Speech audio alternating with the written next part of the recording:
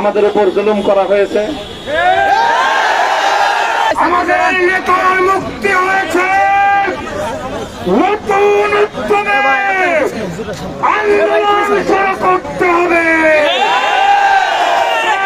জুলুম নির্যাতন করে ইসলামী আন্দোলনের অগ্রযাত্রাকে রুখে দেওয়ার যারা দিবা স্বপ্ন দেখে তারা ভুলের মধ্যে আছে।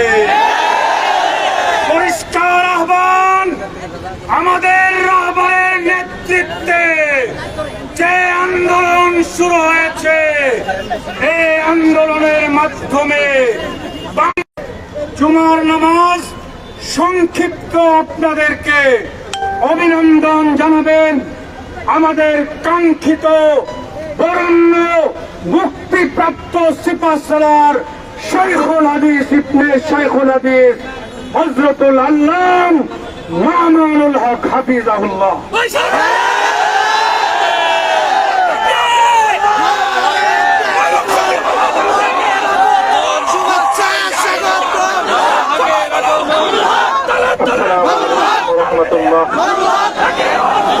আলহামদুলিল্লাহ ওয়া কাফা ওয়া সালামুন আলা ইবাদিহি আল্লাযীনা ইসতাফা, আম্মা বা'দ।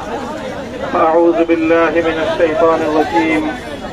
বিসমিল্লাহির রাহমানির রাহিম।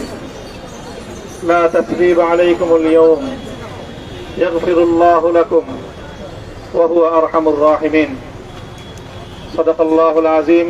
শুকরিয়া আদায় করি আল্লাহর দ্বীনের কথা বলার অপরাধে, আল্লাহর দ্বীনের বিজয়ের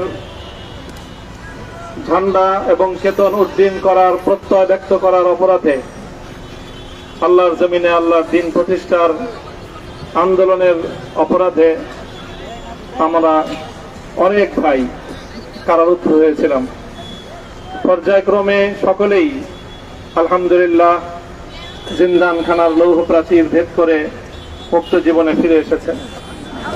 সর্বশেষ আজ আমার মুক্তির মধ্য দিয়ে 2021 সালে হেফাজতে ইসলাম বাংলাদেশ এবং এদেশের আলেম সমাজের উপর ইতিহাসের অন্যতম এক গভীর ষড়যন্ত্র এবং চক্রান্ত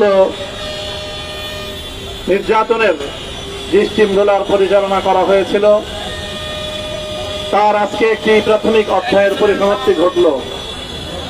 আমরা স্পষ্ট ভাষায় বলতে চাই, আমাদের উপর জুলুম করা হয়েছে, আমরা নির্যাতিত,